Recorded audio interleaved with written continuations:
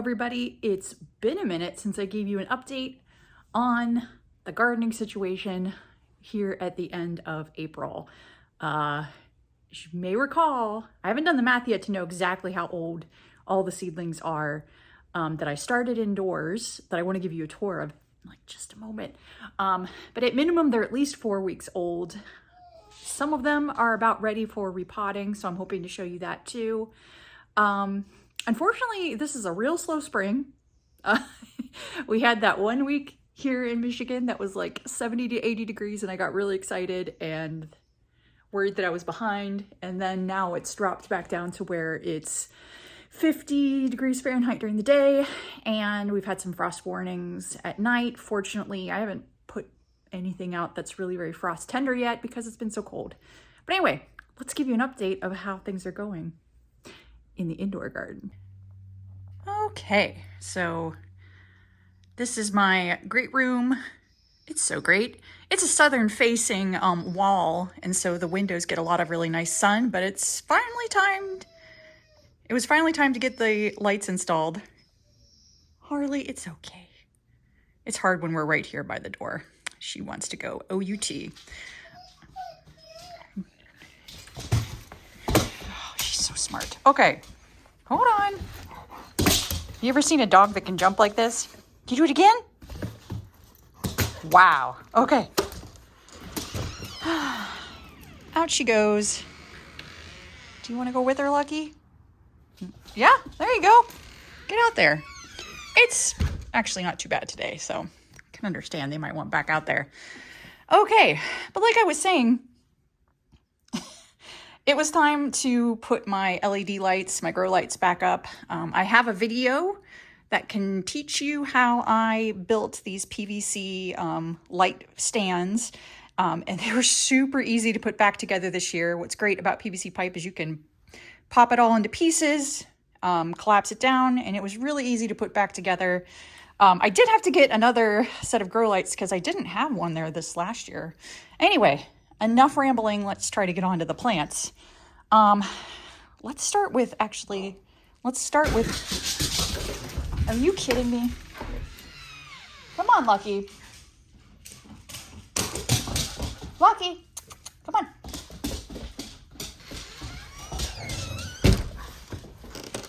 You're ridiculous. All right, actually, we're going to start over here with the phase 1 seedlings. I'm slowly trying to clear space here, but we'll see if we can maneuver around. Over here are my Dichondra Silver Falls seedlings. Well, actually, I was going to say some never germinated, but I see some slow goers that maybe still have a chance. But by now they do have their own true leaves, these more fuzzy, silvery ones. Let's see, and again, we had an experiment doing the coconut coir pods and the last of my peat pod grow pods. And I don't feel like there's any disadvantage to going with the coconut core moving forward. Here, let me see if I want to show you that's what the Dichondra Silver Falls looks like. Eventually it's going to form these nice silvery leaves as a trailing form. And I've got plenty, which is good because I need plenty. Oh man. In contrast, begonias. Who knew begonia? I mean, probably some of you knew. I don't want to poke the begonia. There we go. Girls. The begonias are still itty bitty. I mean, I have a couple of them, but they're still really tiny. I know it's not just me because my moms are doing about the same thing. And she's about a week or two ahead of me, maybe more.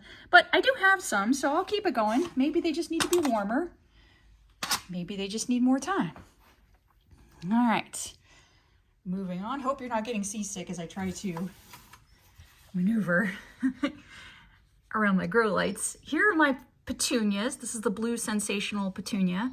I guess one thing also to argue against the peat is that I feel like they more readily form this sort of algae. I think they hold moisture a bit more.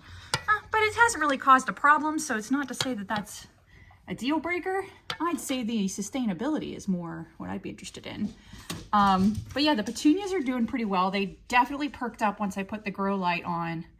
And in general, they like to be well drained and kind of in a bright sunny location, so it kind of makes sense. On the edge, we have Lisianthus First Love, that final row, and actually final two. Is it final two? Something like that. I need to look at my chart, but at least the very last row is Lisianthus First Love. And then we get into more Lisianthus over here. They started out really tiny, but they're starting to pick up.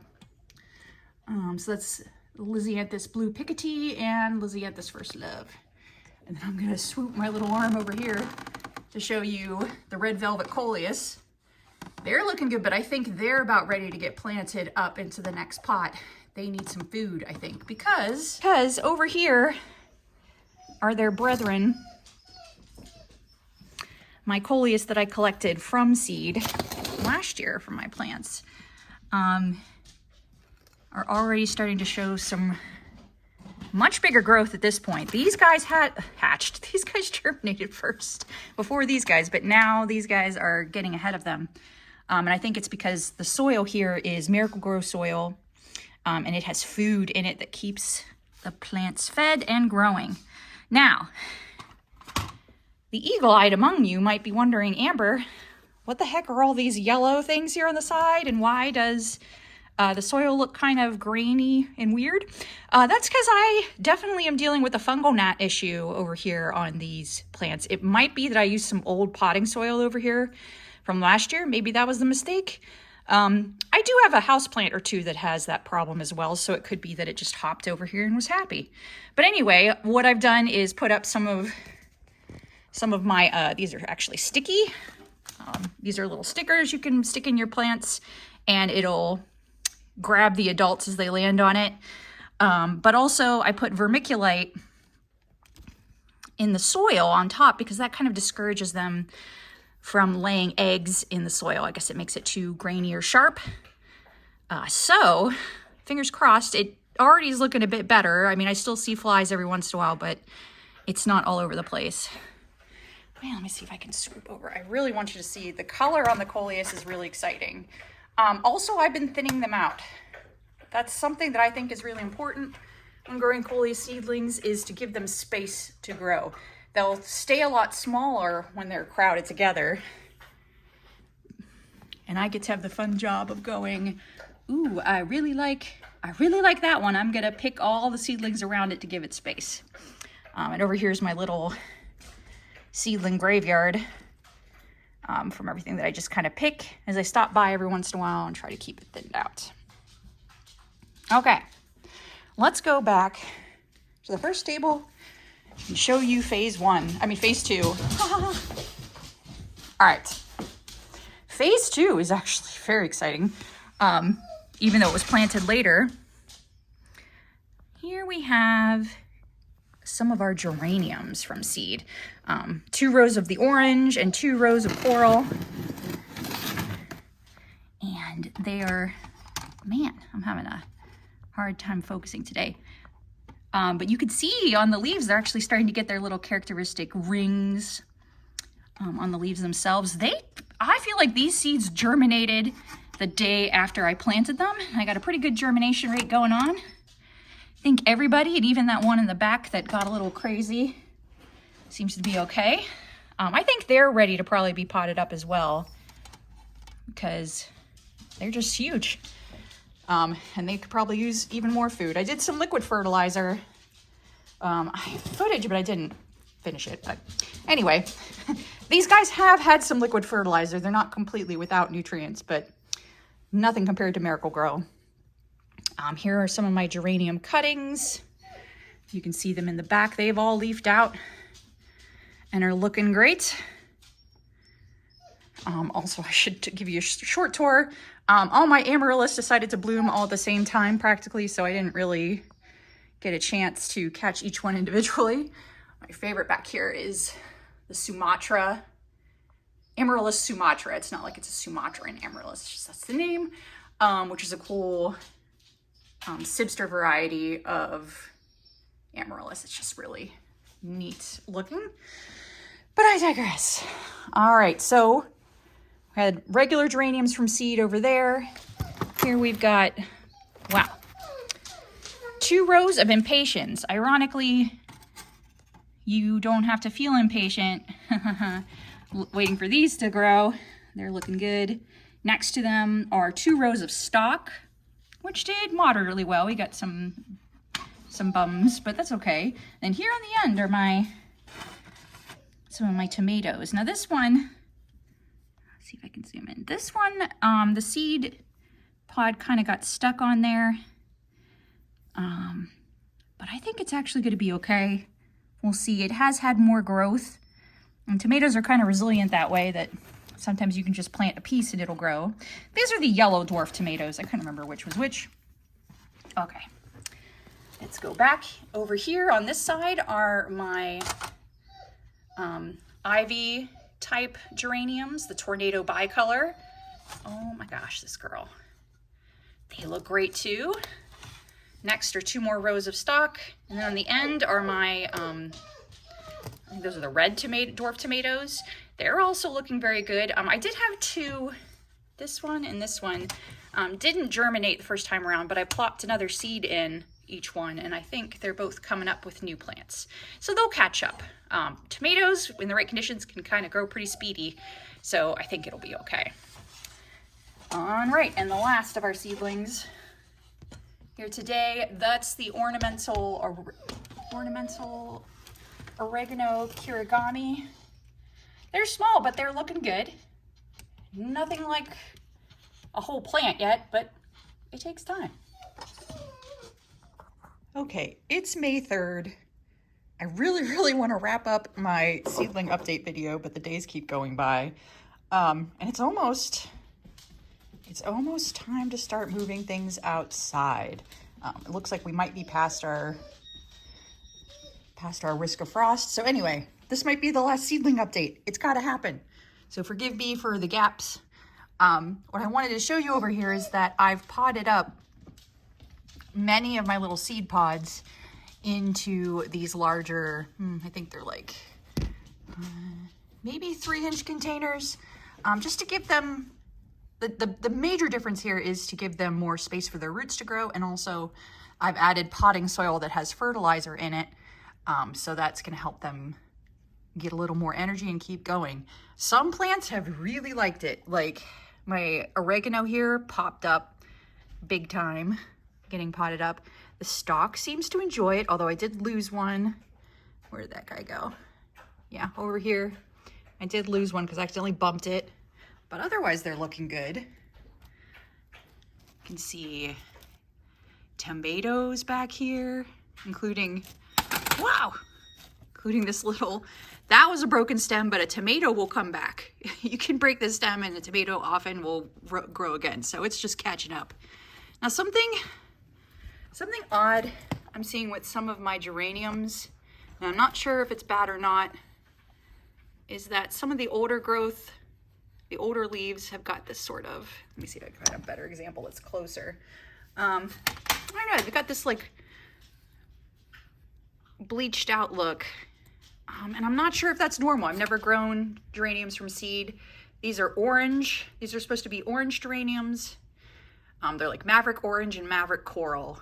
And I'm not sure if maybe they just got too hot, or the lights were too low. But it's interesting that same strain of geraniums, just different flower is doing differently. I don't know. I lifted up the light a little bit just because as the plants get taller, they're closer to the light, just in case bleaching is an issue. More geraniums back here, my dichondra. And as you'll probably notice, aside from the tomatoes, I have mostly grouped a couple seed pods into one pot. That's because I don't have a lot of space, and I think most of these guys will be okay. They'll still benefit from the soil, even though they're not that far apart. And hopefully I'll be able to split them out pretty easily. I think I will. Let's see. One second. Sorry, dogs eating things they shouldn't. Over here are my impatiens. Look at them. They look really happy. And over here you can see another geranium that kind of, something happened, but I'm not giving up yet. I'll let them keep going and see if they recover, because this middle leaf doesn't look too bad. We'll see. I'm not sure. Again, first time growing geraniums, not sure what's happening. We'll roll with it. And back there I have more tomatoes and geraniums looking nice. All right, and over here on the other table, more of the Dichondra Silver Falls. They definitely enjoyed being repot. I did not repot my begonias because, you know, it still takes an eagle eye to spot them. Whoa! I'm starting to truly believe that they're not worth it. They're not worth this starting from seed business, because it takes forever. But you can see this one has developed a nice little spot in the middle of its true leaves, which is pretty. These are supposed to have like bronze foliage and white. This is the whiskey, begonia whiskey mix. I forget what it's whiskey. And they're white with bronze flowers. Bronze foliage. So we'll just see. But I didn't pot those up yet because I didn't really see a point. But I might still do it. Over here, my petunias, the Blue Sensation. Definitely mixed results, but they are one of those seedlings that once they take off, they really take off. And some are just lagging a little bit behind, but I bet they will come up too, especially when I get them outside. A lot of times that's when things jump. And this final row back here are my Lisianthus. They're popping up too. The first two at the top are petunia, but then down here are Lisianthus. Wish I had like a boom to like swivel around. That's all right. The plants will get bigger and then it'll get easier. Here are my Lisianthus. These are the seeds I got that are supposed to start 12 weeks ahead of first frost, and I can see why, because I started them later than 12 weeks before first frost, but still, they take a long time to get started, but they are started and looking good. And then another one I potted up were my red velvet coleus. They are definitely enjoying themselves. This is another seedling that starts slow, but once it catches a certain point, it just takes off. And I can already see them. They've definitely put on size since I moved them into some more nutritious soil. So that's good, because by contrast, these are my coleus that I started from my seeds that I collected and put them straight into Miracle-Gro soil. And look at them. See, these actually germinated first, but these definitely got more of a head start. But boy, let's see if I can get this. Just look at all the colors. I'm really excited about this one. I feel like that's a different color pattern than I've seen before. But yeah, lots of beauties. There's gonna be a lot of good color in this crop. So yeah, that's the seedling update. Thankfully, they're taking up a lot less space now that I've consolidated a lot of them down. But the next step will be probably to take them outside and put them in my portable greenhouse that I need to set up. And then start planting things. This is also when plant orders start arriving. So here is one of my babies from Bluestone Perennials. Got Nepeta Cat's Pajamas. So this is a cat mint. It was recommended. Bluestone's got my number. They were like, you know what makes a great underplanting for roses? Some cat mint. And I'm like, well, geez, I've got tons of roses. And oh, look, this one even has like a little flower. Oh my gosh. It's a member of like the mint family. It's cat mint, so it's not quite the same as what you would necessarily put in a beverage. But it should cover up the bottom, like the canes of the rose that are kind of not as pretty because they won't have flowers on them. So you can put this as an underplanting to kind of beautify that section of the hedge. And they have these beautiful, like I said, these beautiful purple blue flowers. Pollinators love them. I'm really excited. And again, this is when May has happened, and so a lot of plants that I've ordered online are shipping right now. I've got a climbing rose on its way this week. It's about time to get out in the garden, even though right now it looks super sad. It's getting there. Anyway, let me see. Can I turn this baby around? Probably not. All right, so that is my garden update. Hopefully, last of the seedling indoors updates, as we'll try to start moving plants outside so that they get a little more warmth and more sun. Before we know it, it's going to be go time for the garden. Thanks, y'all. And if you like this video, please like and subscribe. More content definitely to come as we get past the risk of frost for Michigan Zone 6B.